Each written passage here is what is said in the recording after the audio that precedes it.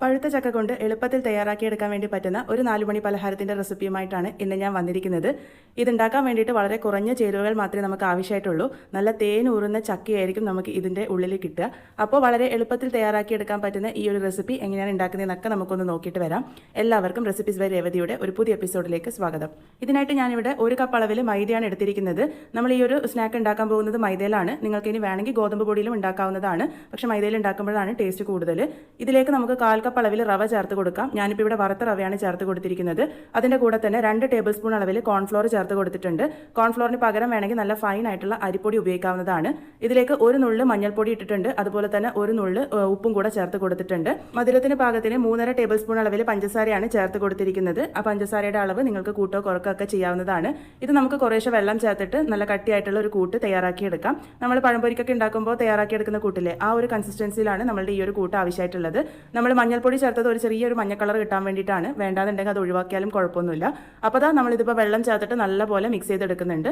ഒട്ടും കട്ടകളില്ലാത്ത കൂട്ടാണ് നമുക്ക് ആവശ്യമായിട്ടുള്ളത്. ഇതുപോലെ കൂട്ട് റെഡിയായി കഴിഞ്ഞ് കഴിഞ്ഞാൽ ഒരു 2 മിനിറ്റ് നേരത്തേക്ക് നല്ലപോലെ മിക്സ് ചെയ്തെടുക്കുകയാണെങ്കിൽ നമ്മളുടെ ഈ ഒരു പലഹാരം നല്ല സോഫ്റ്റ് ആയിട്ടുണ്ടാകും. അപ്പോൾ ഞാനിതിപ്പോൾ മിക്സ് ആക്കി എടുക്കുന്നുണ്ട്. നമ്മളുടെ ഈ ഒരു കൂട്ട് ഇവിടെ റെഡി ആയിട്ടുണ്ട്. ഇതാണ് അതിൻ്റെ കൺസിസ്റ്റൻസി.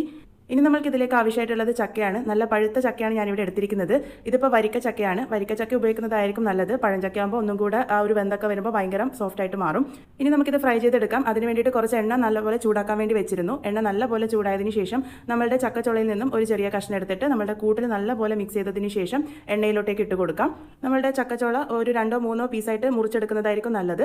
അപ്പോൾ ഇതുപോലെ ഞാനിപ്പം എല്ലാം തന്നെ ഇട്ട് കൊടുക്കുന്നുണ്ട്. ഇതിപ്പോൾ ഫ്രൈ ചെയ്യുമ്പോൾ ശ്രദ്ധിക്കാനുള്ളത്, ഇട്ട് കൊടുക്കുമ്പോൾ എണ്ണ നല്ലപോലെ ചൂടായിരിക്കണം. അതുപോലെ ഇതെല്ലാം ഇട്ട് കൊടുത്തതിന് ശേഷം മീഡിയം ഫ്ലെയിമിൽ വെച്ചിട്ട് വേണം നമ്മളിത് കുക്ക് ചെയ്തെടുക്കാൻ വേണ്ടിയിട്ട്.